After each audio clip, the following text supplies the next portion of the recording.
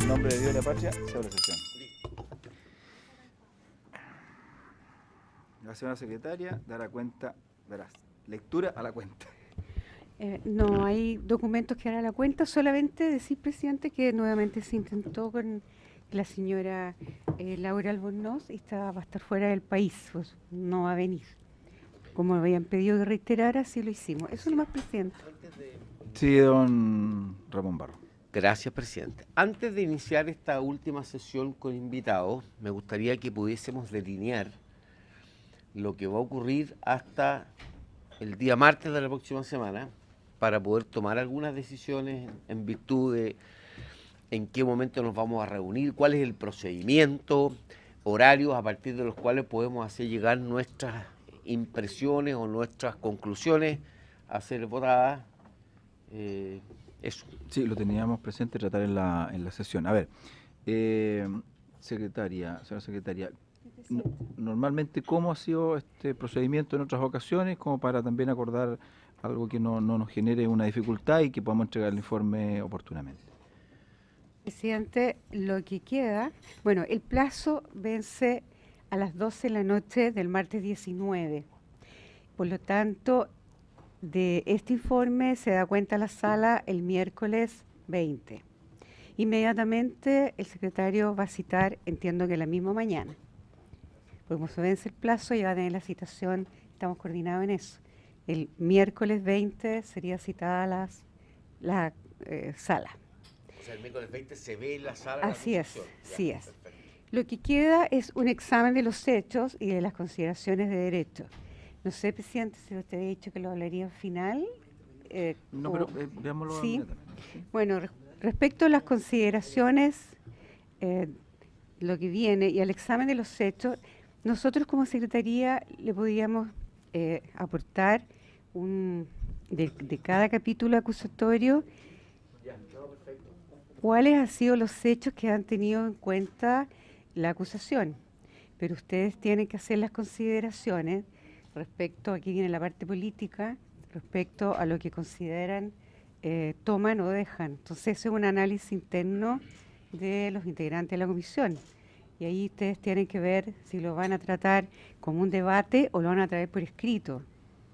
Correcto. Tienen que ver, ¿y qué día? Bueno, quedaría hoy día en la tarde y el viernes.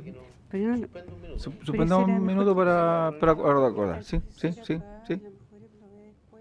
No, sí, está bien, veámoslo inmediatamente porque puede... No, es para que lleguen los demás también. Sí, suspendamos por 5 minutos.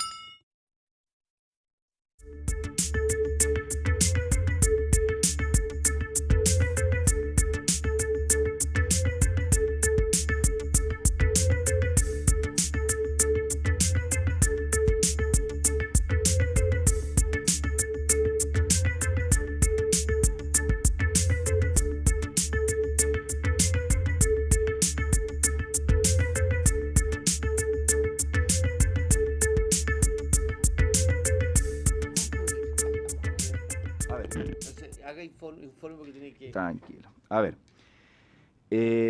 sesionaríamos para efecto de manifestar nuestra posición respecto de esta acusación el día lunes próximo, día 18, a las 3 de la tarde, en una sala del ex Congreso Nacional en la Ciudad de Santiago, sala a definir.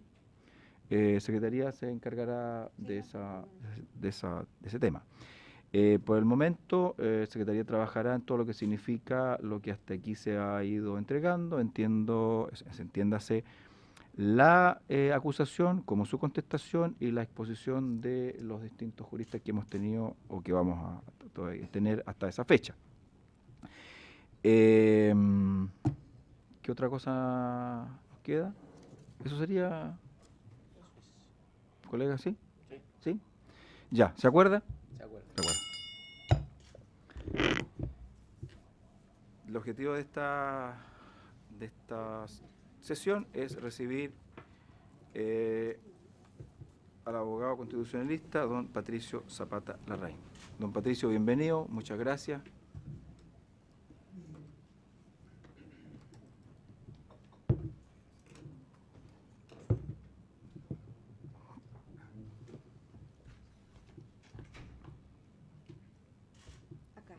en la base de la... Ahí. Muchas gracias, señor presidente, señores miembros de la comisión. Agradezco la oportunidad de intentar contribuir a la decisión que ustedes deben tomar en términos de recomendar alguna fórmula a la sala de la Cámara de Diputados. Voy a dividir mi posición en 3 partes. Las primeras 2 partes van a ser prácticamente iguales a exposiciones mías anteriores, en acusaciones anteriores. Aún a riesgo de aburrir o aparecer como una persona majadera, me parece fundamental que en el terreno de los principios uno sea capaz de mantener una postura que no se adecúe a cuál es la situación política o ideológica del ministro que está siendo acusado. O sea, los principios tienen precisamente ese sentido. Son de carácter general. No los podemos ir amoldando según si la persona acusada es un amigo, un adversario, un correligionario, un enemigo. Esa es la virtud de los principios. Entonces, lo que voy a decir en las partes 1 y 2 es más o menos lo mismo que dije cuando esta honorable Cámara tuvo a bien invitarme a propósito de la acusación a algunos magistrados de la Corte Suprema hace ya bastante tiempo, o lo que tuve oportunidad de decir a propósito de acusaciones contra el ministro Harald Beyer, Rodrigo Hinspeter, Carmen Castillo, Javiera Blanco. Entonces, efectivamente, es lo mismo, es recordar lo mismo. Porque creo que es importante que a la hora de tomar una decisión, la Cámara de Diputados adhiera a ciertos principios generales y no se deje llevar por lo que pueden ser las preferencias políticas o las inclinaciones partidistas. Qué difícil pedirle a una corporación esencialmente política, la corporación más política de nuestra Carta Fundamental, que intente ajustar esta decisión a un cierto criterio de principios. Es difícil, pero yo creo que no es imposible. Primera parte de mi exposición, muy breve. ¿Qué papel juega esta institución, la acusación constitucional, para el presidencialismo chileno? Central, absolutamente central. Esta institución es uno de los 3 o 4 pilares básicos sobre los que descansa el constitucionalismo. Y esto debería ser un elemento a considerar incluso para aquellas personas que sean más críticas de la actual constitución política. Estoy pensando en algún parlamentario que legítimamente piensa que esta constitución tiene un conjunto de defectos, de fallas, y que quizá en algún momento no se siente esa o ese parlamentario tan obligado u obligada a una lealtad sublime a la Constitución. Bueno, pero el presidencialismo es una decisión de nuestras instituciones políticas que trasciende a esta Constitución, por lo menos desde 1925. El presidencialismo es una pieza central de nuestro orden institucional. El abuso de la acusación constitucional es absolutamente destructor de la esencia del sistema presidencial, según el cual los ministros de Estado son de la confianza exclusiva del presidente de la República y no de las cámaras.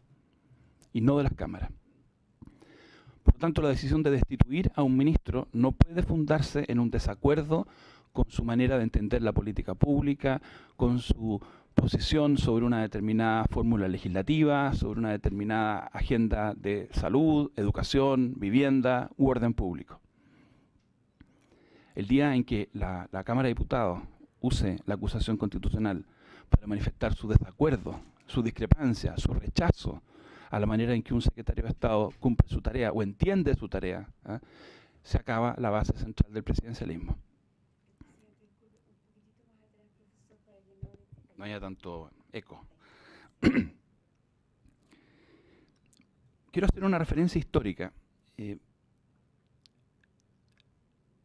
Cuando me puse a estudiar esta acusación y pensando en acusaciones anteriores, hay otra acusación que comparte con estas 2 características importantes. Hay una acusación que fue presentada recién iniciado un gobierno, cuando un gobierno recién llevaba menos de 2 meses. Y que también fue hecha esa acusación en base a un dictamen de la Contraloría. Esa es la acusación que presentaron en enero de 1971 un grupo de diputados del Partido Nacional contra el ministro de Justicia, del presidente Salvador Allende, Lisandro Cruz Ponce. No llevaba todavía 2 meses el ministro de Justicia y un grupo de diputados del Partido Nacional acusó al ministro de Justicia, el presidente Allende. ¿Y por qué lo acusó? Porque él había sido uno de los que firmó un decreto que fue representado por el Contralor General de la República en la época. Al igual que hoy estamos hablando de un decreto que tenía que ver con una cuestión polémica y discutida. Eran ni más ni menos que unos indultos que dictó el presidente Salvador Allende, a poco iniciado su gobierno, que favorecieron a personas que habían estado enfrentando la acción de la justicia durante el gobierno del presidente Frei. Y yo estuve revisando la historia de esa acusación. Y me detengo especialmente en el discurso que pronunció en ese momento el diputado Bernardo Leyton, que partió diciendo que él era opositor al gobierno del presidente Allende, que a él no le había gustado para nada la decisión del presidente Allende de indultar a estas personas. Imagínense ustedes si Bernardo Leyton hubiera sabido que alguna de esas personas, 4 meses después, iba a participar en el asesinato de Edmundo Pérez Zújovich. No lo sabía Bernardo Leyton, no podía saberlo. Pero él manifestó su desacuerdo político. Pero luego agregó: la acusación constitucional no es para que la oposición, que es mayoría en ese momento, era mayoría, le tuerza el destino político a la agenda del gobierno que acaba de ser elegido por el país. Y por eso que todos los diputados del partido que integraba en ese momento Bernardo Leyton votaron contra la acusación, dejando en claro que eran opositores, porque no confundían la oposición política con el juicio que había que hacer sobre el acto concreto del ministro de Justicia. Criterioso, inteligente, pertinente, sabio, torpe, negligente, mal pensado. Ese no podía ser el criterio para la acusación constitucional. ¿Se ajusta o no a derecho?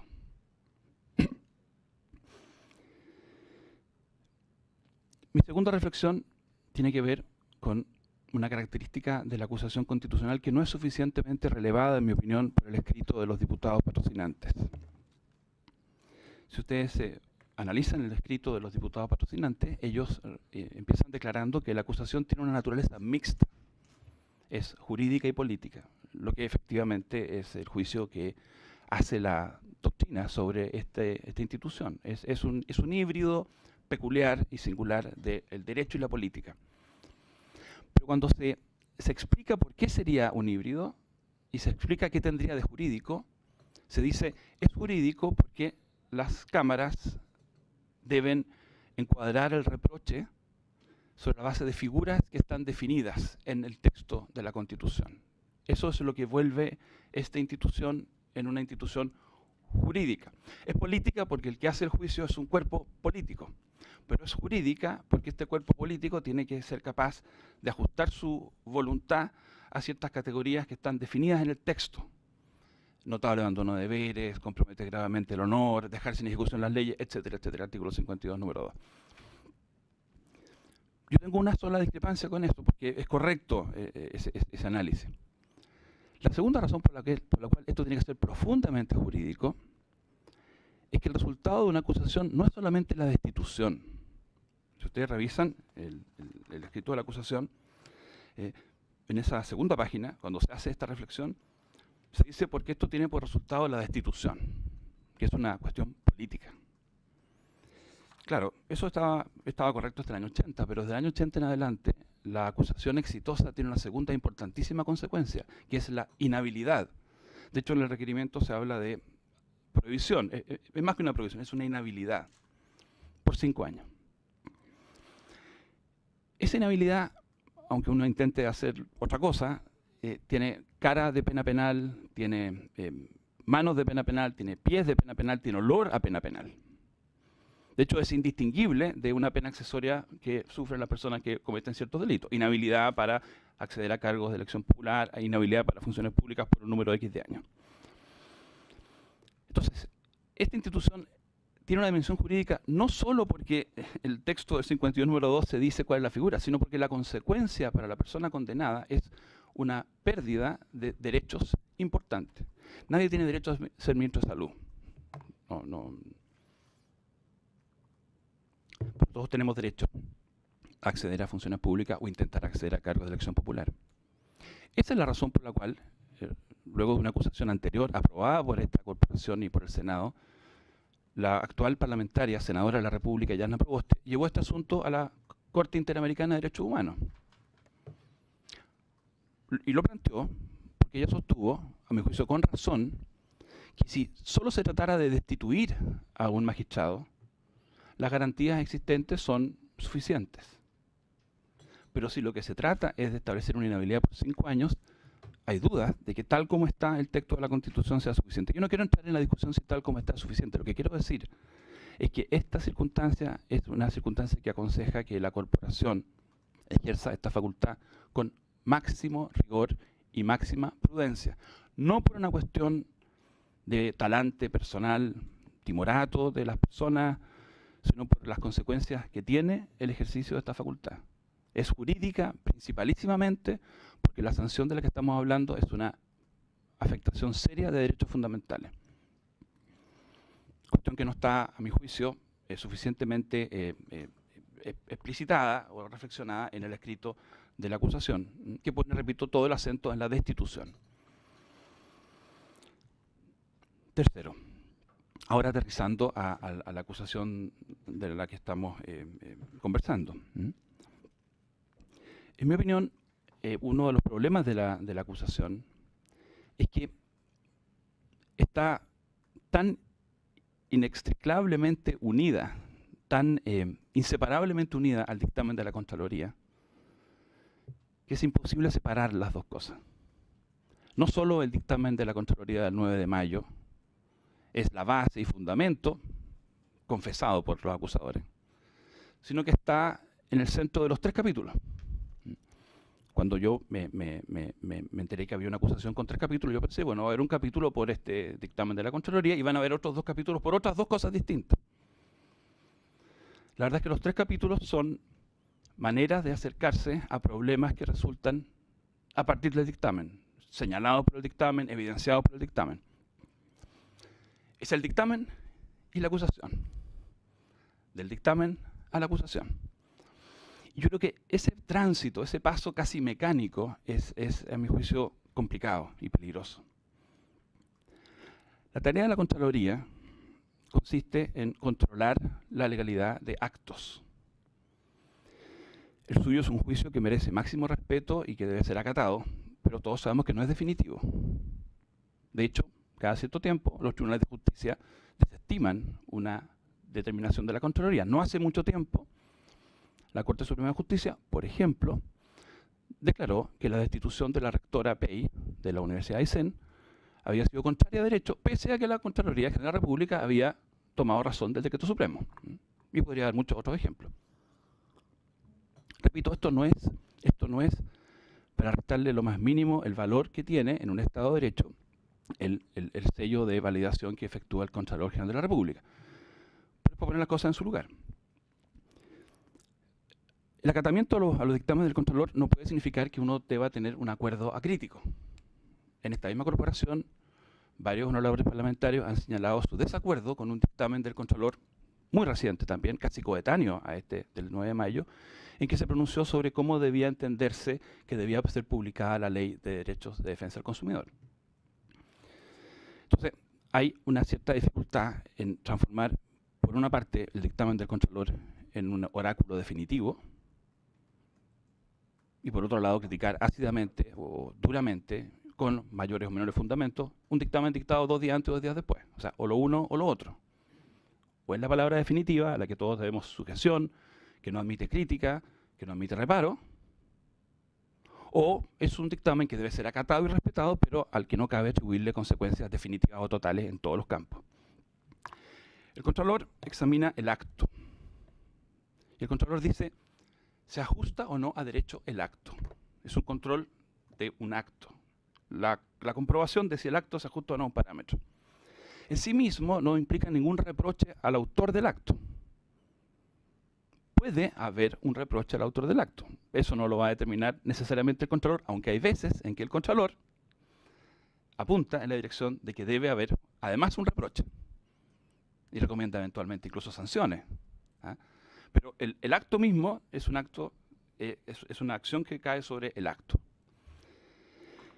Que el Contralor General de la República haya dicho que una resolución exenta no se ajusta a derecho, uno podría deducir que había una infracción legal. Pero de ahí a decir que automáticamente se configura una de las causales para acusar constitucionalmente, la del 52, número 2, letra B, respecto a los ministros, hay un salto bastante grande. Ya han escuchado ustedes una cuestión que entre los abogados es conocida, es frecuente, es muy frecuente que la Contraloría General de la República represente actos administrativos, actos del presidente de la República, actos de los ministros. Es muy frecuente. La última vez que alguien pretendió, a partir de eso, elaborar una acusación fue, como lo recordé, en 1971, la oposición del Partido Nacional al presidente Allende. La acusación que fue rechazada ampliamente por la Cámara.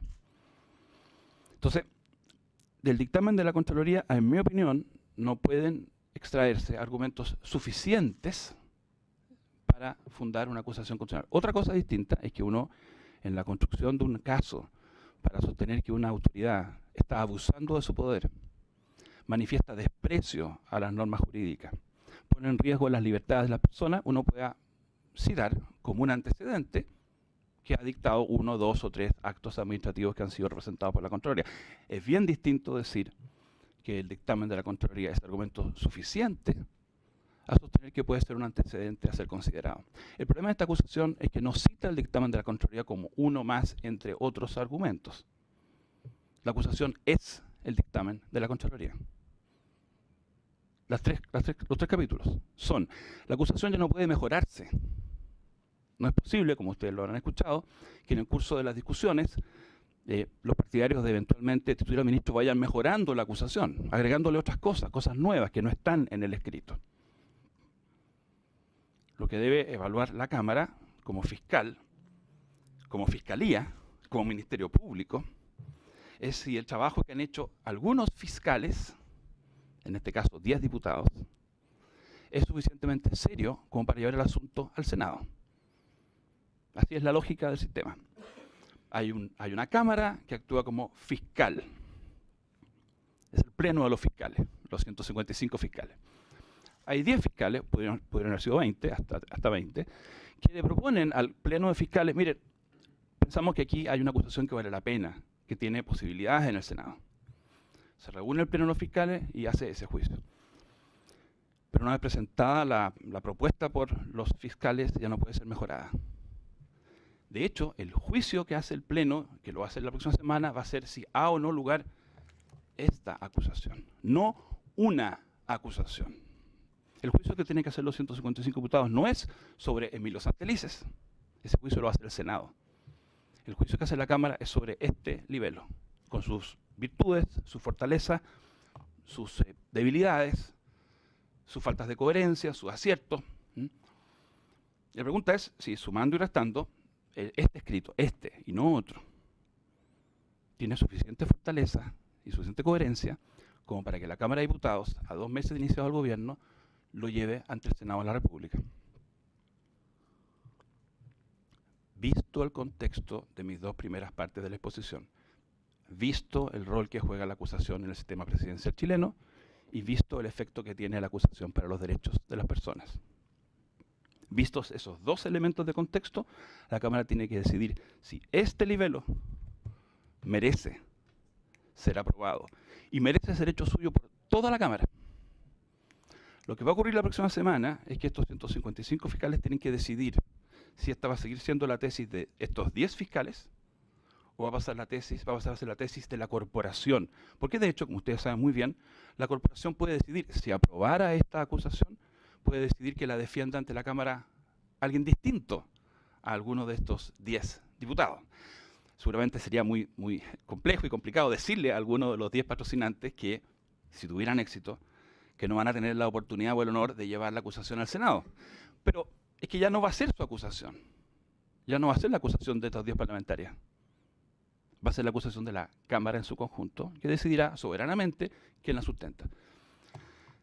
Entonces, esto es esto es serio, de las cosas más serias que se pueden hacer y discutir en derecho público. Y por eso es tan importante que esto se transmita, no sé qué rating tiene, pero que estas reflexiones se puedan evaluar, ponderar, porque esto es de lo más serio que puede ocurrir.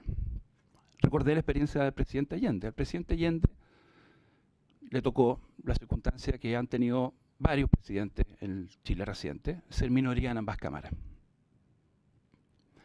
Y cuando se es minoría en ambas cámaras, está expuesto el presidente, quien sea, a que la Cámara use bien esta atribución o abuse de esta institución. Y cada vez que un presidente ha estado en minoría en ambas cámaras, se ha planteado la disyuntiva. Entonces le pasó a la presidenta Bachelet, en aquellos 11 meses en que perdió la mayoría que tenía, porque un grupo de parlamentarios de la democracia cristiana se fue, y le pasó al presidente Sebastián Piñera en su primer gobierno, cuando perdió la precaria mayoría con que inició su gestión, porque un grupo de parlamentarios del PRI dejaron de acompañarlo. Y en el instante en que los presidentes pierden la mayoría en las dos cámaras, esta norma, que está dormida, latente, puede cobrar vida. Los diputados requirientes quisieron darle vida en el minuto 1 del primer tiempo. No habían pasado 2 meses del gobierno y decidieron darle vida a esta institución. Uno lo entendería si hubiera una razón gravísima, si hubiera un fundamento jurídico potentísimo. Despertamos este instrumento, aunque recién hayan pasado 2 meses, aunque haya pasado 1 mes y medio. Lo haríamos aunque hubiera gobernado, hubiera estado 2 minutos en el cargo, lo haríamos igual. Está bien, yo llamo la atención sobre el hecho de la seriedad de la institución y el hecho que se puso en movimiento en el minuto 1 del primer tiempo. El dictamen del señor Contralor es un dictamen discutible jurídicamente. Yo quiero agregar a las reflexiones que se han hecho otra.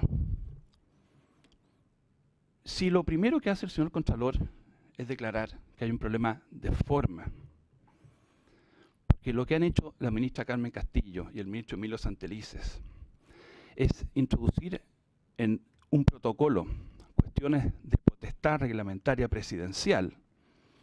Y cuando digo de forma, alguien podría decir que ese es un reproche menor. No, no, no, eso es muy grave.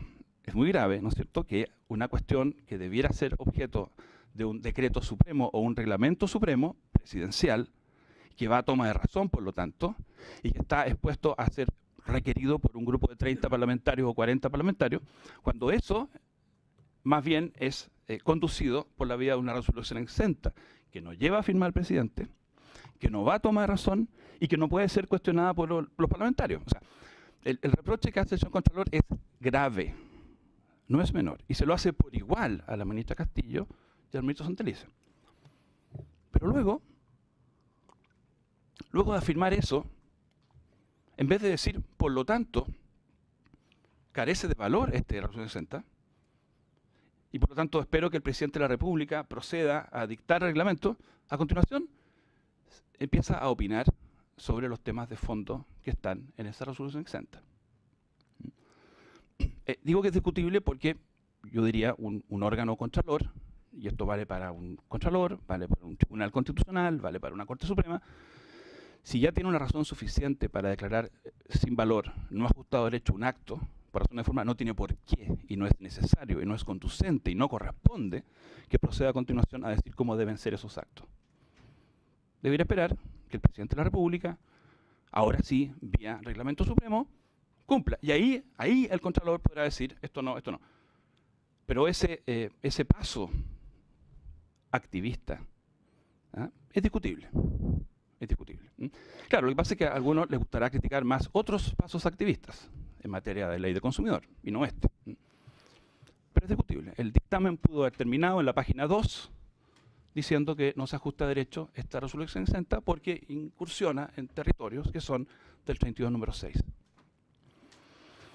Entonces, señor presidente, tomar un dictamen que es un juicio sobre un acto, un dictamen sobre un acto que no ha producido efectos prácticos mayores y hacer de eso el fundamento único de una acusación constitucional para destituir a un ministro e inhabilitarlo por 5 años es una desmesura, es una desproporción. es usar la institución para un fin no previsto. La acusación constitucional ha sido motivo de alguna burla. Yo lo he dicho, es la bomba atómica del arsenal del derecho constitucional. Podríamos usar otra imagen que fuera menos rimbombante, menos exagerada, menos explosiva. Pero yo quiero decir, es más elegante decir última ratio, quizá más ciútico. Yo prefiero decir, es la bomba atómica del derecho constitucional. Y su abuso arriesga el pilar fundamental del presidencialismo chileno. No sabemos todavía cómo va a ser el funcionamiento del nuevo sistema electoral en el mediano y largo plazo. Es altamente probable que sea más difícil configurar mayorías en ambas cámaras. Yo por lo menos me declaro alegre de que hayamos sustituido el sistema binominal, es un tema muy opinable, pero yo me declaro alegre, que entre sus comillas ventajas tenía que aseguraba ciertas mayorías. Bueno, eso ya no existe. Entonces, en ese contexto, que la Cámara y el Senado entiendan que pueden usar esta institución contra todo presidente que no tiene mayoría estable para cuestionar hechos que parecen reprochables, que parecen discutibles, sobre los cuales hay distintas interpretaciones, es complejo para el funcionamiento del sistema presidencial. Repito, es una desmesura.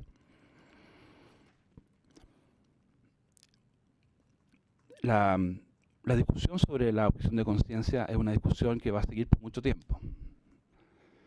Hay personas muy razonables que piensan que la mejor interpretación la dio la ministra Carmen Castillo con su resolución o su protocolo de enero. Otras personas razonables, con buena fe también, creen que la mejor interpretación o la mejor lectura de lo que se resolvió por este Parlamento y por el Tribunal Constitucional es la que hizo el ministro Santelices en marzo. Podemos llenarnos de teorías conspirativas sobre qué es lo que quiso hacer la ministra Castillo con su protocolo, o teorías conspirativas sobre qué es lo que quiso hacer el ministro Santelices con su protocolo. Pero el hecho es que hay una discusión bastante abierta. Y ustedes habrán escuchado argumentos en el sentido que la objeción de conciencia es excepcionalísima, es extraordinaria y debe ser interpretada restrictivamente, pero todos ustedes recuerdan perfectamente que en la discusión de la interrupción del embarazo por 3 causales también se repitió una y otra vez que esta era una excepción. No iba a ser la regla general, iba a ser una excepción, y el Parlamento destinó 2 años y medio a ajustar cada una de las 3 causales de manera que fueran excepción. Y cada una de las palabras con que se identificó la causal fue motivo de largo debate para efectos que no se transformara en regla general. Estamos ante 2, si ustedes quieren, excepciones. La ponderación no es sencilla. El legislador no entró en detalles. El Tribunal Constitucional no entró en muchos detalles. Tenemos derecho a criticar el protocolo de la ministra Castillo y el protocolo del ministro Santelices. Tenemos derecho a reclamar donde corresponda contra esos actos. Se puede reclamar ante los tribunales o ante la Contraloría. Y lo hicieron. La Universidad Católica fue a la Corte de Apelaciones, senadores del Partido Socialista fueron a la Contraloría. Todo eso está dentro de las reglas del juego. Usar la acusación constitucional para destituir al ministro Santelices, en mi opinión, excede desproporcionadamente el marco de ese debate. Y arriesga transformar esta institución en un juicio político, puramente político, y no jurídico-político. Por todo lo anterior, señor presidente, y agradeciéndole muchísimo que haya tenido la gentileza de escucharme, quiero decir una última cosa. Siempre es difícil en estas materias separarse de las preferencias personales, y no pretendo que nadie crea que estoy hablando desde algún espacio completamente aséptico, que soy un extraterrestre, digamos. Igual que todos los que estamos acá, viví con pasión el debate de la ley de aborto en 3 causales. Tengo opinión, sentimiento, convicción, unos dirán equivocada o no, pero cuando la ministra Carmen Castillo fue acusada el año 2016, 2015, y ella necesitaba un abogado para su defensa constitucional, ella que ya había firmado el proyecto de aborto en 3 causales de la presidenta Bachelet, yo me convencí que ella tenía un punto. Y vine a esta Cámara, vine a esta comisión a decir que la acusación contra la ministra Carmen Castillo no debía ser aprobada, siendo que ella estaba impulsando, con el respaldo entusiasta de su excelencia la presidenta de la República, un proyecto de ley que a mí en lo personal me causaba profundo problema. Yo traté de desdoblarme. Tengo esta posición sobre el tema del aborto, como cada uno de los que está acá la tiene. Pero debo ser capaz de, teniendo esa posición sin renunciar a esa convicción que al final llega a ser moral mucho antes que política, yo tengo también un juicio respecto a mi responsabilidad como miembro de la Cámara de Diputados en una corporación que tiene un papel que jugar para que lo ejerza en forma responsable. Yo creo que no me pretendo poner de ejemplo de coherencia, pero quiero decir, es un esfuerzo que tenemos que hacer todos los días. Y yo pediría que cuando la Cámara se pronuncie la próxima semana, intente por un segundo no pensar que este es el segundo tiempo del partido del aborto entre causales. Porque no es el segundo tiempo de ese partido. Esta es la decisión sobre destituir e inhabilitar a un ministro de Estado. Muchas gracias, presidente. Gracias, don Patricio. Se abre la rueda de preguntas, consultas. Diputado Barro, Garín. Gracias, presidente. No, le quiero agradecer al profesor Zapata, porque creo que viene a reforzar de alguna manera los argumentos que hemos recibido por parte de otras personas vinculadas al mundo del derecho constitucional. Solamente cuando ustedes dicen el dictamen del Contralor es discutible, eso es reforzado por el propio Contralor cuando dice que su dictamen puede ser recurrido a la Corte Suprema o a los tribunales de justicia, como una forma de determinar y poner en una situación de que esto es un proceso todavía en curso. Yo me he ido formando una opinión en el sentido de que los parlamentarios, haciendo uso de una opción legítima, tengo la impresión que ellos se precipitaron en orden a que este es un proceso que todavía tiene posibilidades de recurrir a otros estamentos con la finalidad de clarificar el mismo dictamen del Contralor. Eso no más, presidente.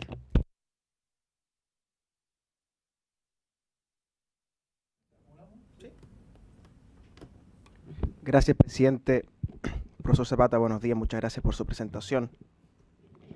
Profesor, en su vasta experiencia doctrinaria y también política, asesorando ministros, diversas funciones, ¿cómo es el proceso de dictación de una resolución exenta en un ministerio? Una resolución exenta además que contiene un protocolo en este caso.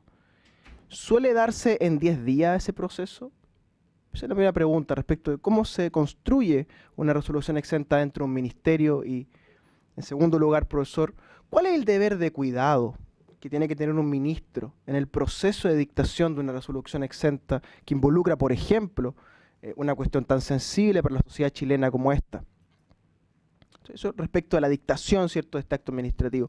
En segundo lugar, profesor, se ha sostenido en esta mesa el carácter innovativo del dictamen de Contraloría. Es decir, que Contraloría estaría, entre comillas, innovando en el dictamen que presenta, particularmente sostenía la defensa, en la relación del DFL 36 con el resto del ordenamiento jurídico, es decir, cómo ese pequeño engranaje del derecho administrativo en sede de salud engrana, ¿cierto?, con el resto del sistema de salud, y cómo se entiende entonces la relación entre el establecimiento privado y el público respecto a las redes asistenciales y las prestaciones que allí se ofrecen a los ciudadanos.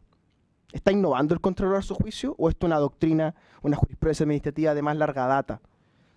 Y en base a eso, profesor, ¿podía prever el ministro lo que iba a ocurrir en Contraloría o era imposible de prever?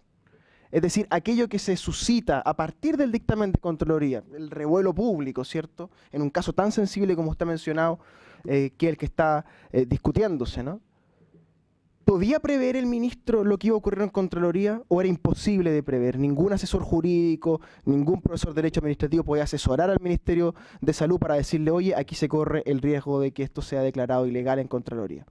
Entonces, me interesan esas tres islas, digamos, que son del mismo archipiélago jurídico, ¿no?, que es la cuestión del deber de cuidado que debe tener un ministro de Estado al dictar una resolución exenta que contiene un protocolo, cuántos días de estudio debe dedicarle un ministro, un ministerio a dicha tarea, en segundo lugar, si la Contraloría está innovando respecto a lo que decía, y en tercer lugar, si el ministro podía prever entonces lo que la Contraloría finalmente decidió. Muchas gracias, presidente.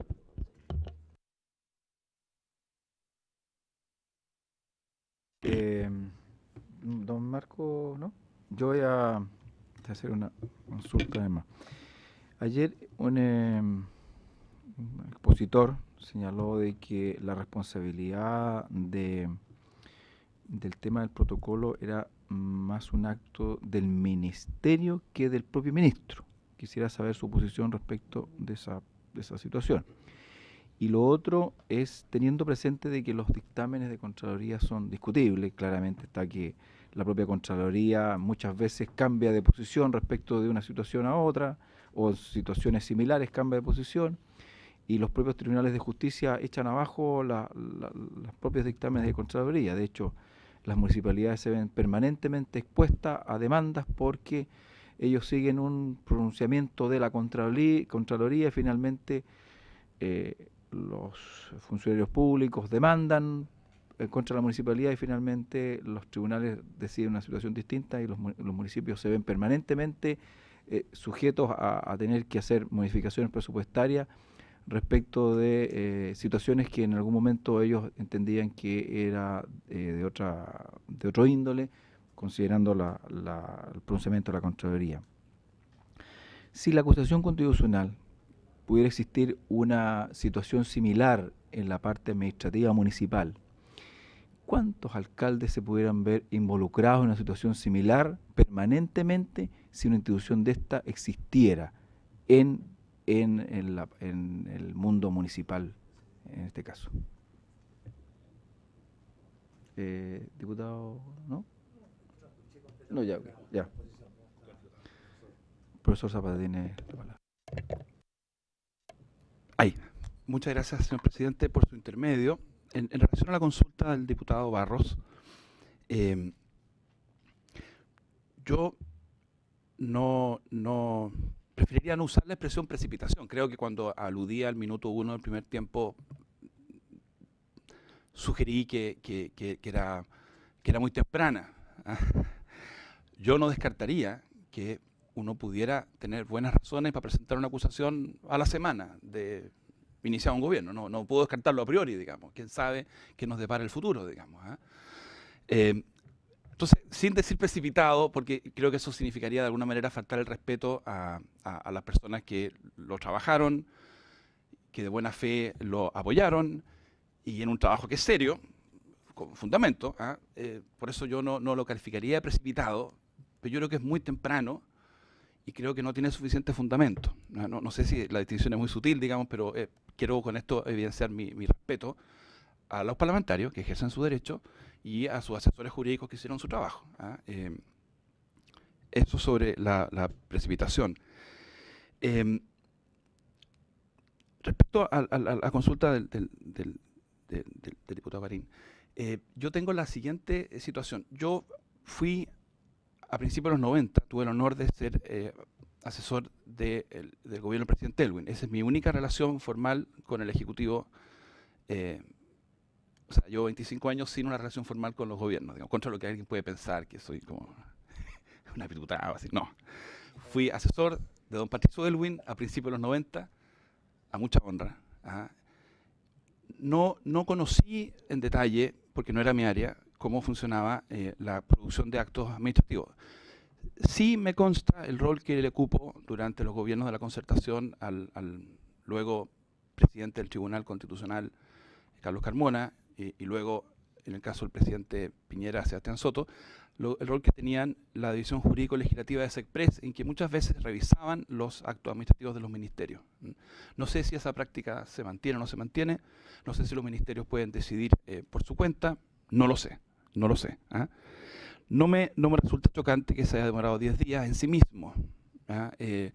Nuevamente, uno podría hacer reflexiones prudenciales respecto a que una cuestión delicada como esta pudo haber tomado más tiempo, se pueden haber hecho más consultas.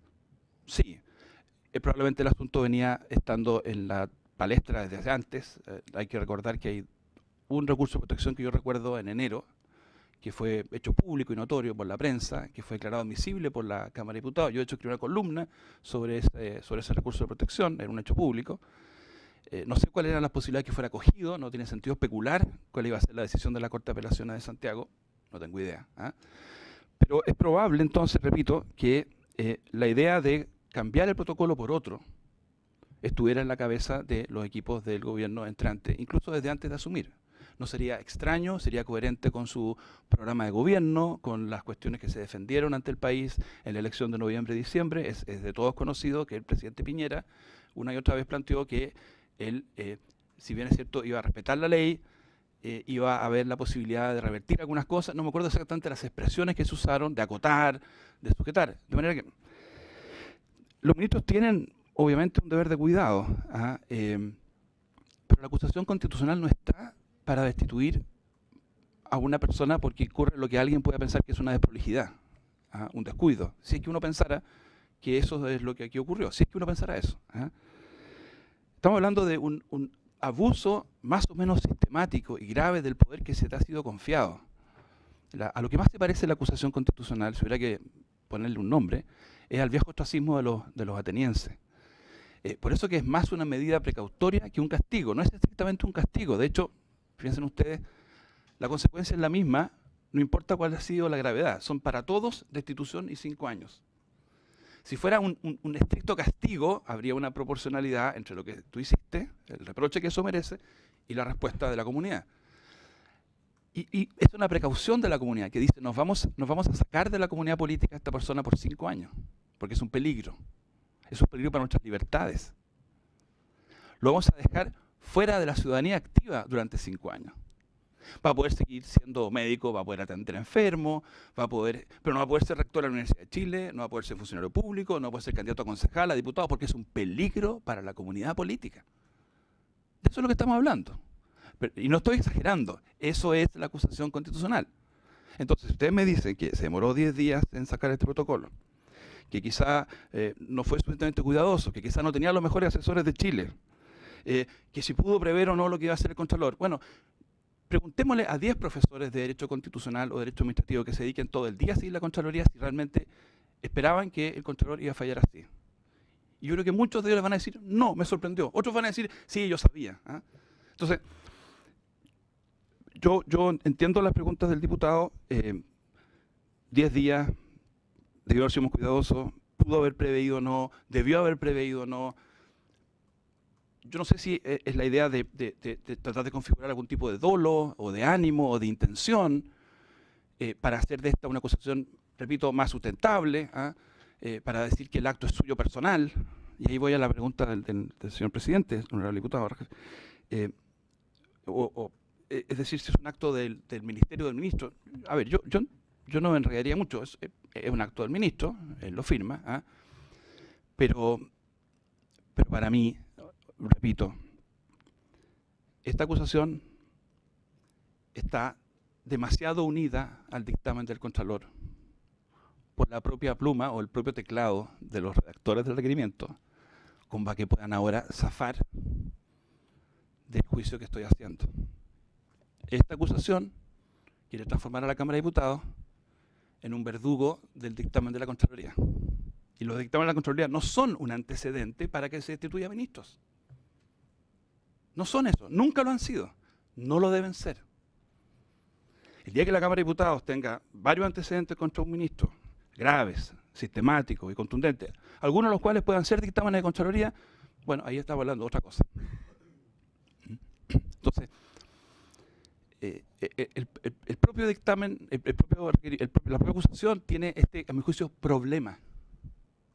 Es un problema y creo que en ese sentido tiene razón el abogado del señor ministro en decir que el problema es tan serio de entrada que tiene todo el sentido del mundo plantear la cuestión previa.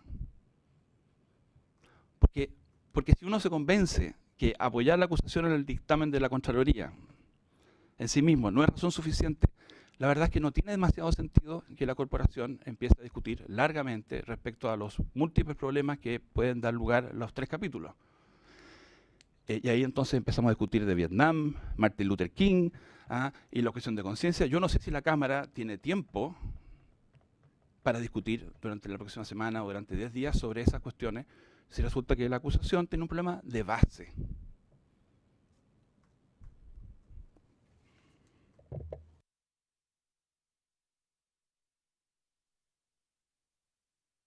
Estaba siendo muy descortés.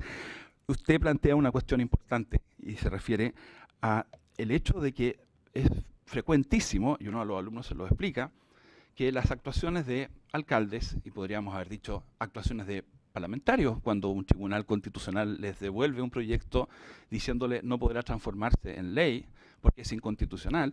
Bueno, el hecho de que ocurran estos juicios no significa que las personas que han, digámoslo así, suscrito esas conductas se hayan vuelto peligro para la comunidad. Peligro para la comunidad. A nivel municipal existe, como lo sabe el señor parlamentario, existe la posibilidad de destituir a un alcalde. Pero no es porque él se equivoca una vez, no es porque se le representa, sino que es por notable abandono de deberes. Y ese juicio tan lapidario no está entregado al Consejo, sino que está entregado al Tribunal Electoral. Cuidando entonces evitar que la lucha política intraconsejo, el hecho de que un alcalde sea minoría, signifique que tengamos una rotativa incesante de alcaldes. Me parece que, haciendo la analogía, nosotros hemos decidido entregarle este juicio a la Cámara y al Senado, es un acto de confianza, pero para evitar esa rotativa de ministros que ya vivimos como país en la República Pseudo-Parlamentaria, el ejercicio debe ser muy, muy prudente. Yo, por lo menos, no le quitaría a la Cámara de Diputados, en el contexto de una nueva Constitución, esta atribución. Pese a los riesgos que he apuntado, no le entregaría esta atribución a un tribunal. Creo que hay una dimensión política que hay que cuidar. Pero obviamente la condición para que esto funcione es que los parlamentarios ejerzan al máximo un sentido de autorrestricción. Quiero volver a poner el ejemplo del presidente Allende, señor presidente. Llegó un momento en que el apasionamiento político, y yo soy bastante joven, tengo un recuerdo muy vago, pero algunos de ustedes tienen más experiencia de vida, no voy a mirar a nadie. El apasionamiento político llegó a tal punto que la sucesión de acusaciones constitucionales contra el ministro y presidente Allende mezclaba casos que uno podría hoy día decir eran bastante contundentes. Bueno, y los posteriores Roque, y otros discutibles. Yo quiero recordar simplemente la acusación de que fue objeto José Toá, ministro del Interior, a quien nadie podrá negar, nadie podría haberle negado en esa época, y nadie podría negarle ahora, la calidad de un hombre bueno, un hombre respetuoso de la Constitución, un hombre respetuoso de la ley, pero que se vio envuelto en un torbellino de pasiones, de descalificaciones, de odiosidades, y terminó siendo destituido. Claro. Después fue nombrado, claro. Así que eso, señor presidente. Gracias, Patricio. El diputado Marco Iravaca tiene la palabra. Muchas gracias, profesor Zapata, por su gran exposición. Creo que ha sido un gran aporte, muy claro. No quería preguntar nada porque me había quedado bastante clara la postura y después de haber escuchado a cada uno de los profesores que han intervenido, claramente ya uno tiene algo preconcebido. Pero, ¿sabe? Y quiero entrar ahora al ámbito de la discusión más bien jurídica e institucional. Y aquí es donde me hace un poco de ruido que hoy día estamos frente, y por lo menos dos profesores han señalado, este es un juicio más bien jurídico, ¿ya? Pero son políticos, es una cámara política la que actúa en un juicio que debe tener una componenda política importante. Uno lo puede entender porque tiene cierta formación jurídica y ha ejercido, pero la gran mayoría de los parlamentarios no son abogados. Su gran mayoría son, no es requisito además, incluso no necesariamente pueden ser profesionales. Entonces, ¿cómo podemos exigir a una cámara política ante una acusación más bien política, independientemente de que muchos de los ruidos que usted pone y la crítica que se le hace al nivel acusatorio, de los cuales yo comparto muchos, no estoy haciendo una defensa al libelo, ¿cómo se puede uno salir de esta visión política para hacer un análisis jurídico? ¿Y cómo se han dado los casos anteriormente? Es decir, yo creo que usted ha estudiado todos los casos de acusación constitucional y me ha tocado ver o estudiar un par de los casos donde las acusaciones constitucionales tenían mucho menos mérito que esto. Esto es una situación grave, en lo particular yo creo que es una situación grave. No sé si es que la acusación constitucional sea la herramienta jurídico-política que debe resolver esta situación. Yo también creo que estamos con una situación bastante abierta todavía, ¿ya? Pero de todas maneras sigue siendo una situación grave donde se intenta torcer un poco el sentido de la ley. Pero mi pregunta va más allá. ¿Cómo hoy día una Cámara política se desdobla y asume un rol jurídico? ¿No sería mucho mejor entonces establecer con claridad de que esta institución es una institución política, es un juicio político, y eliminar a lo mejor una de las sanciones penales que correctamente usted señaló se establece, es decir, la inhabilidad de los 5 años, y establecer como un límite al presidencialismo efectivamente un juicio político? Me suena un ruido ahí, tengo una duda jurídica. ¿Algún otro diputado quiera hacer alguna otra consulta? Aprovechando que para ir acumulando. Gracias, presidente. Hay un tema, profesor Zapata, que le quiero consultar en su opinión, que ha aparecido en esta mesa, aparece tangencialmente, a veces más en el centro de la cuestión, que es la ministra Carmen Castillo. La defensa ha argumentado con gran habilidad retórica que del hecho de que no se presente una acusación constitucional contra la ministra Carmen Castillo, eso se constituye como un argumento para rechazar la acusación contra el ministro Santelice. Es decir, porque habría un desequilibrio de justicia, de que no se le está dando a cada uno lo suyo.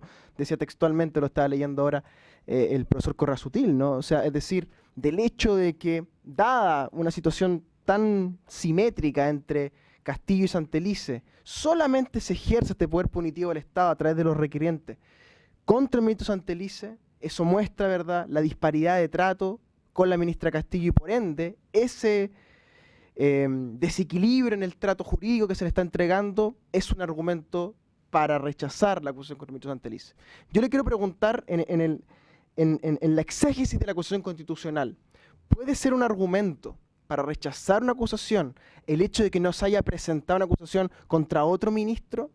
Porque yo puedo entender eso en sede penal, profesor, ¿no? Y uno al fiscal decirle, señor fiscal, usted se está querellando contra un ladrón y no contra el otro, ¿cierto? Por ende ahí hay un problema de ius puniendi bien claro, ¿no? Pero ¿es ese argumento asimilable por analogía, por metáfora, hacia la exégesis de la acusación constitucional? ¿O es solamente un elemento retórico para comprender cuál es el alcance argumentativo de esa posición? Gracias, profesor y presidente. Perdón, don Patricio. Muchas gracias, señor presidente. Voy a tratar de ser bien breve, pero las preguntas las dos son súper interesantes.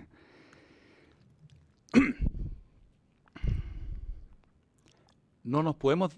A ver, una mera apelación no podría dejarnos tranquilos de que va a operar una transformación en un ser humano que es un todo, ¿no es cierto? Lo que hace el derecho es poner reglas, ¿ah? Reglas con incentivos y desincentivos.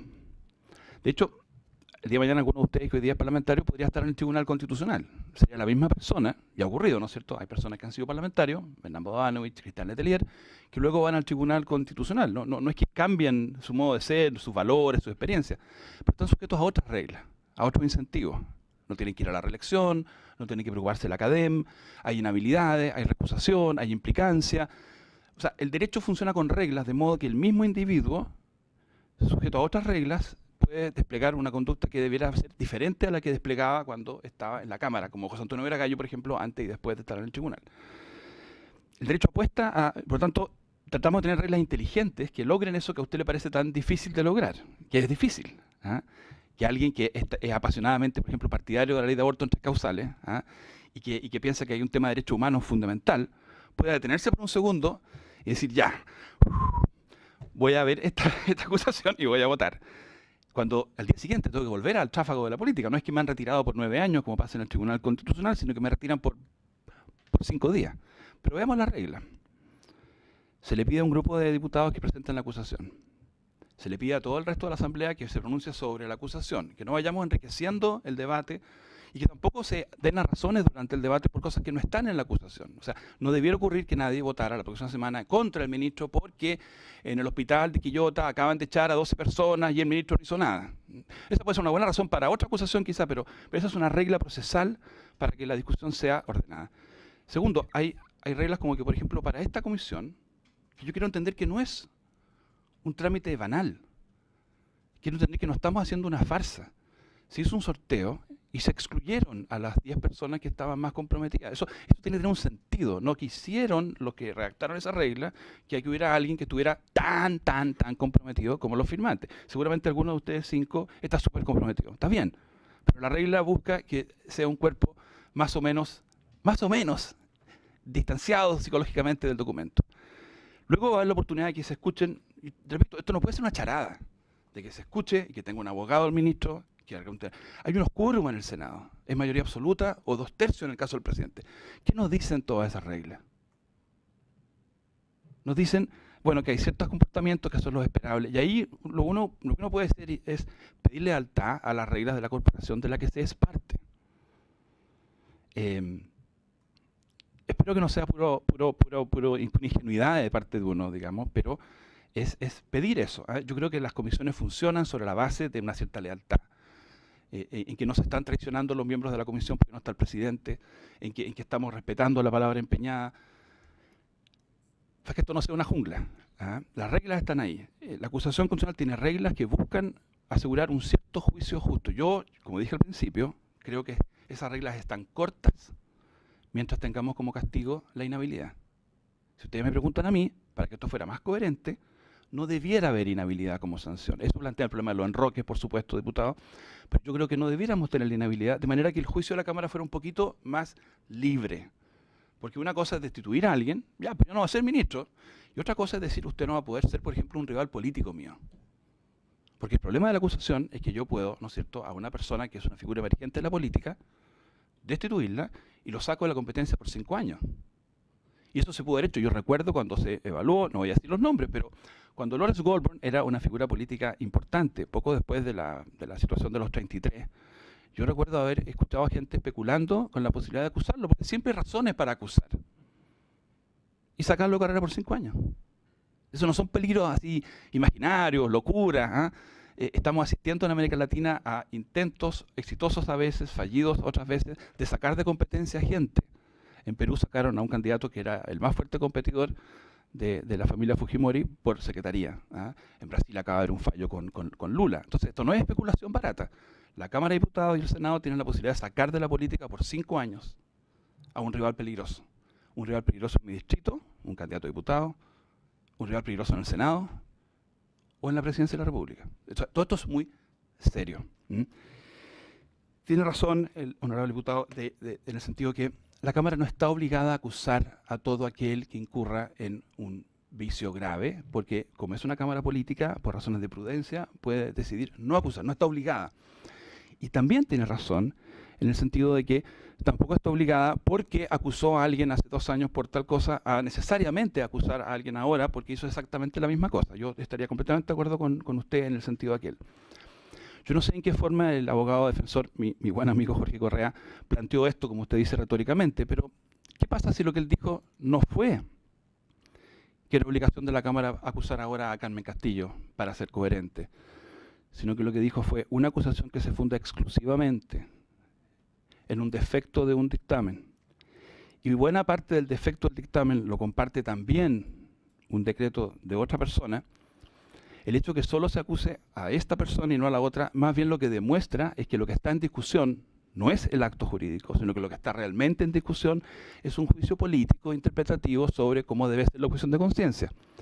Y estamos trayendo a la sede de la acusación constitucional con pretexto de una resolución exenta, una discusión muy de fondo sobre qué es lo que realmente quiso decir el Parlamento cuando aprobó la objeción de conciencia, luego vino el tribunal y la amplió. Entonces, el reproche que le puede estar haciendo al requerimiento el abogado Jorge Correa puede ser, no, acusan también a Carmen Castillo para ser coherente. Es el hecho que ustedes no lo hagan, confirma que realmente lo que aquí ocurre es que más que discutir la cuestión jurídica, estamos discutiendo la cuestión política y no es el lugar para hacerlo. Gracias, don Patricio. ¿Alguna otra consulta? Sí, diputado Soto, tiene la palabra. Muchas gracias, presidente. Saludar por su intermedio a nuestro invitado. En varias oportunidades lo hemos tenido también opinando en otras acusaciones constitucionales y con argumentos y con ideas más o menos similares, lo cual indica que tiene por lo menos la virtud de la coherencia. Y saludarlo por eso.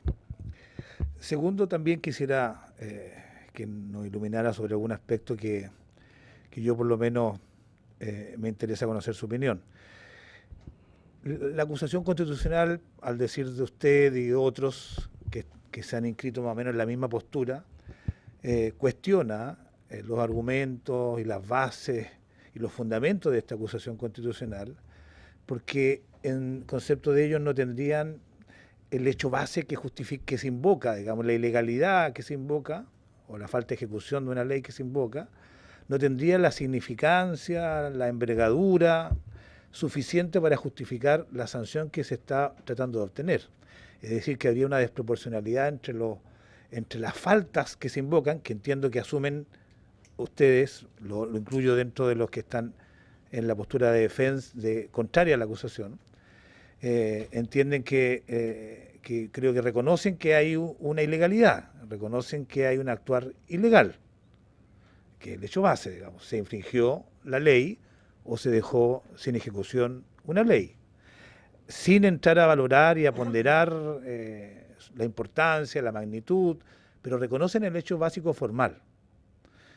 En muchas ocasiones, en otras acusaciones, este hecho es controvertido porque son situaciones más bien de orden político, de gestión pública, que son altamente opinables.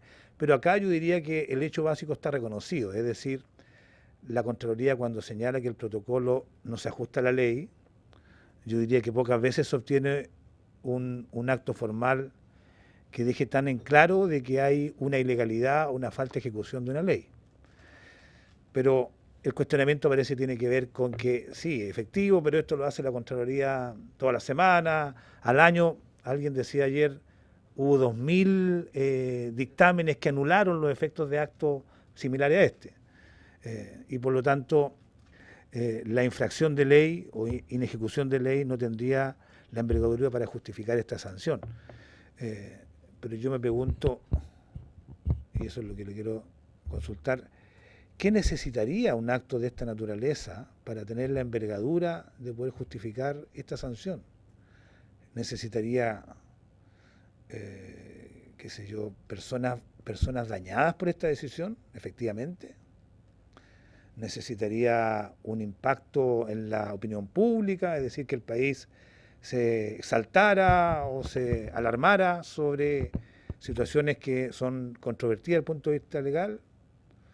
Y si todas esas alteraciones o el examen de la ponderación y la valoración de los efectos de esta ilegalidad no tiene más bien que ver con esta Cámara, es decir, si es que se construye una mayoría que valora los efectos de esa ilegalidad como constitutivo de esta sanción, no se estaría diciendo, mire, sí, efectivamente, acá es justo el juicio o el tratamiento que le da la Cámara en la medida que hay una mayoría que sustenta esto y que por lo tanto reconoce los representantes de los gobernados de este país, por lo menos de acuerdo a lo que se dijo en la última elección, como que este hecho sí tiene la significancia, envergadura e importancia como para considerarlo como constitutivo de la infracción que da motivo al alejamiento de este ministro. No sé si puede compartir algo, poco o nada de lo que yo estoy diciendo. Gracias. Muchas gracias, presidente, ¿Sí? por su intermedio. ¿Una consulta para acumularnos? Yo voy a tener que ser muy breve porque además tengo un compromiso en Santiago, ustedes tienen compromiso, pero voy a hacer, bueno, le agradezco primero, pues mi querido amigo, por compartir que usted siente que yo no he venido a zigzaguear cada vez que he venido. Yo creo que en general usted recuerda que yo todas las veces he venido a hacer el mismo planteamiento que alguien podría decir, llevado al extremo, permite preguntarnos, bueno, ¿y cuándo Zapata apoyaría una acusación? Porque cada vez que viene y cambian los gobiernos, no, pero es que, pues claro, yo puedo decir, he venido a hablar a propósito de ministros de la concertación, de la mayoría, ministros de la derecha. Yo me he hecho la pregunta, diputado, y voy a decir algo polémico, y esto puede producir una discusión muy grande, pero quiero hacerlo para que no se piense que yo he tenido tanto cuidado que he estrangulado esta guagua en su cuna, digamos, y nunca va a poder vivir la acusación.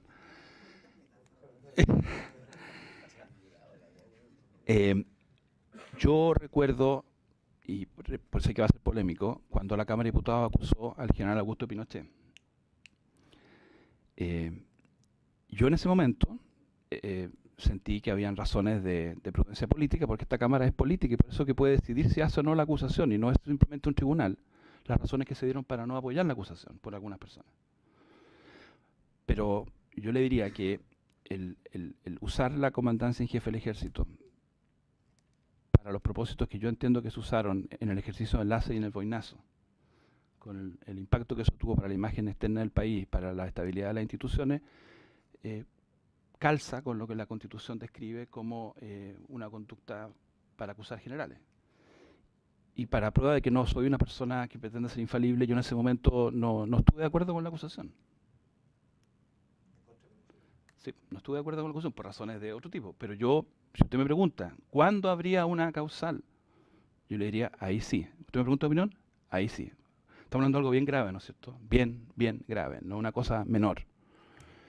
Entonces, no es que yo descarte absolutamente que el día de mañana creo que cuando se acusó a algunos magistrados de la Corte Suprema de faltar gravemente a sus responsabilidades e interferir en la dictación de sentencia en primera instancia, a través de llamados telefónicos, a través creo que se configura una conducta grave. Eso no tenía nada que ver con cómo se fallaba, sino cómo se entendía la función y la confianza depositada por el país en ese magistrado.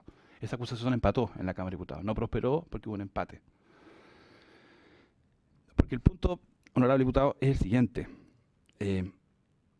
Quiero repetirlo. Aquí tenemos montones de mini causales. Notable abandono de deberes, dejar sin ejecución las leyes. Incluso es medio desprolija la Constitución porque mezcla de delitos con falta, y sabemos que no es por delito, pero sigue usando el lenguaje de la Constitución del 33. Pero ¿cuál es la matriz? Abuso de poder. El género es el abuso de poder. Es un poder que es de la comunidad completa, se lo hemos entregado a una persona, y esa persona abusa de su poder en términos tales que es una amenaza para nuestras libertades. Yo entiendo y respeto que existan personas que piensen que los derechos de las mujeres a ejercer la libertad reproductiva se ve amenazada por la posición o el punto de vista de quienes se opusieron a la ley de aborto en 3 causales, quienes fueron al tribunal. Yo entiendo esa posición, la entiendo, y por lo tanto no me la respeto incluso. La respeto en términos intelectuales, y que puedan pensar que el ministro es parte de una gran operación permanente por mantener sin libertad, sin igualdad a las mujeres que quieren tomar una decisión tan trágica, tan terrible. Yo solo digo que ese proceso está en curso, el Parlamento tomó una decisión, están todas las vías para que no se consume un tipo de abuso como el que preocupa. No veo que sea necesario que la Cámara de Diputados intervenga para destituir al ministro e inhabilitarlo por 5 años para evitar ese mal que se teme, que sería el mal que justificaría la acusación. O sea, yo lo hago porque este hombre en el poder es una amenaza a los derechos de todas las mujeres en Chile. Esta convicción yo creo que significa no confiar en que vamos a tener a la Contraloría que va a seguir funcionando, porque va a haber un reglamento que va a ser examinado por la Contraloría, que las personas van a apoyar a los tribunales, que esta Cámara puede cambiar las leyes. O sea, es pretender que no existe nada más que esta acusación. Y por eso yo creo que se partió por el final. Y faltó quizás reflexión, no tengo idea, digamos, se partió por el final.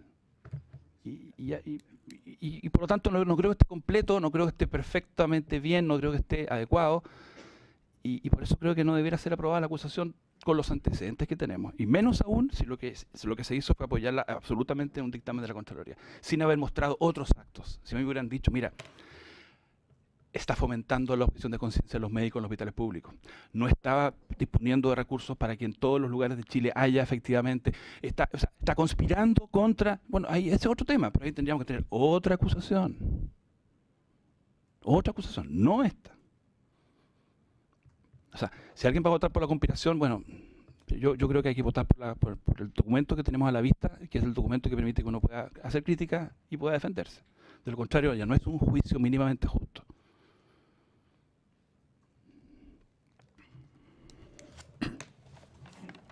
Entiendo que no hay más consultas. Don Patricio, muchas gracias. No, gracias a usted.